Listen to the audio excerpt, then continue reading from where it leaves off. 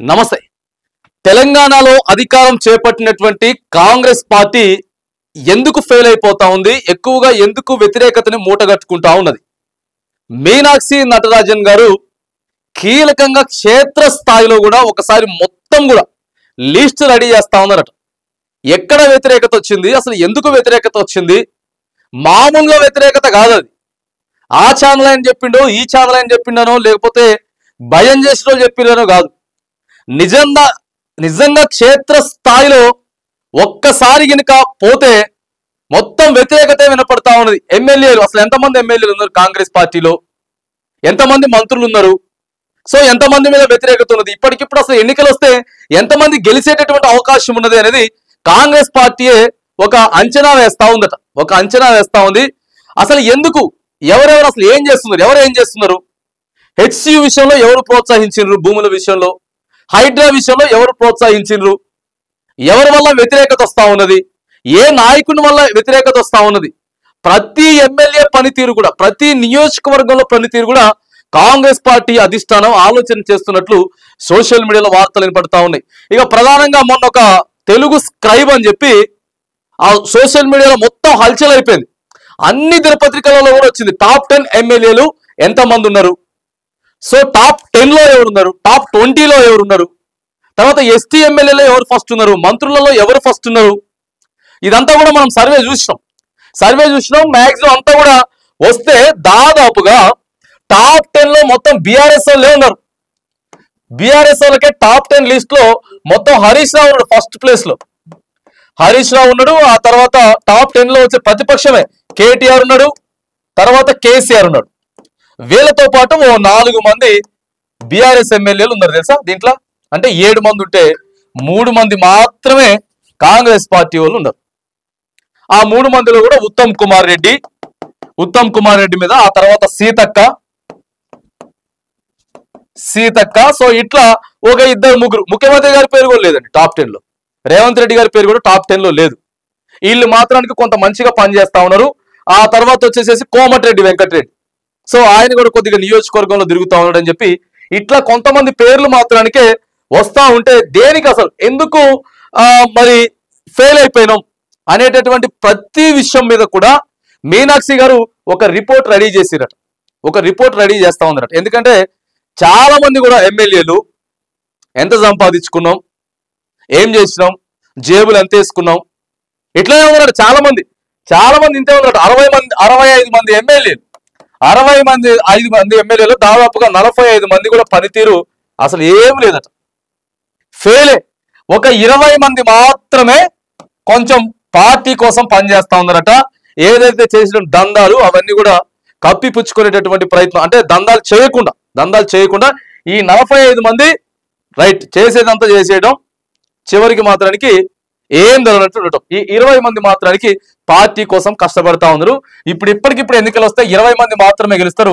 ఈ 45 మంది కథమేనట. ఇక ఆ లిస్ట్ లో ఎవరున్నారు తెలుసా, వీళ్ళు పార్టీ మారిన 10 మంది ఎమ్మెల్యేలు. 119 స్థానాలు కదా, లాస్ట్ 10 స్థానాలు గెలయ్యాయి. ఈ 10 పార్టీ మారిన స్థానాలు 10 స్థానాలు ఆడనే ఉన్నాయి.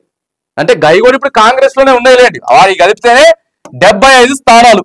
సో ఎందుకు వచ్చింది ఇంత వ్యతిరేకత? మీనాక్షి నటరాజన్ గారు ఎప్పుడైతే హెచ్సియు భూములకు సంబంధించినటువంటి అంశం బయటికి వచ్చినదో దాని మీద ఎక్కువగా వ్యతిరేకత వచ్చింది. బీఆర్ఎస్ పార్టీ సోషల్ మీడియా ఏదైతే ఉందో, సో బాగా పనిచేసింది. బీఆర్ఎస్ సోషల్ మీడియా ఎంత యాక్టివ్ గా పనిచేసిందనంటే, సో కొన్ని కావాలని చెప్పి ఎడిట్ చేసిన ఫోటోలు అవి అని చెప్పారు కానీ, సో అవి కూడా కొన్ని ఉన్నాయి. కానీ విద్యార్థులు లాక్కపోయింది, ఆ జింక దానికి గాయమైతే తీసుకుపోయింది.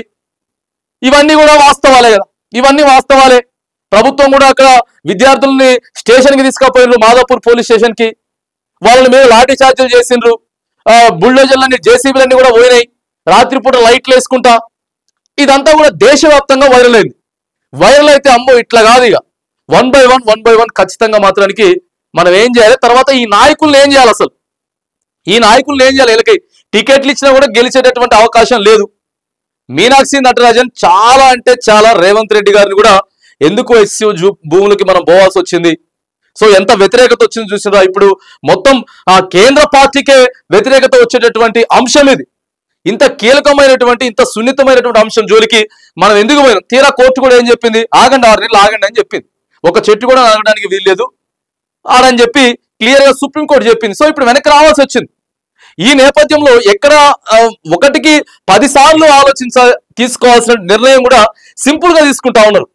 సో ఎవరు వీళ్ళు గైడెన్స్ ఇస్తా ఉన్నారు? అసలు వీటన్నిటి కూడా ఏవైతే వేసేటటువంటి ప్రయత్నం నడుస్తూ ఉందట. ఒక లిస్ట్ అయితే రెడీ చేసిర్రు. ఎంతమంది మీద వ్యతిరేకత ఉన్నది, ఎంతమంది మీద పాజిటివ్ ఉన్నది, మంత్రుల మీద ఎంతమంది మీద 12 మంది మంత్రులు ఉన్నారు. మొత్తం మనకి 18 మంది కావాలి మంత్రులు. మన రాష్ట్రానికి 18 శాఖలలో 18 మంత్రులు కావాలి. 12 మంత్రులు ఉన్నారు. ఆ 12 మంత్రులలో కూడా ఎంతమంది పాజిటివ్ ఉన్నారు, ఎంతమంది నెగిటివ్ ఉన్నారు. బట్టి విక్రమార్క గారి మీద కూడా ఆయన మీద కూడా ప్లస్ ఏ ఉన్నది. బట్టి గారి మీద కూడా ప్లస్ ఏ ఉన్నట్టు కనపడతా ఉన్నది. తర్వాత సీతక్క, ఉత్తమ్ కుమార్ రెడ్డి, తర్వాత వీళ్ళు ఇట్లా ఓ 5-6 మంది. ఓ పొన్నం ప్రభాకర్ గారి మీద కూడా ఆయన కూడా కొంత ప్లస్ ఏ ఉన్నది. ఆయన కూడా కష్టపడతా ఉన్నాడు.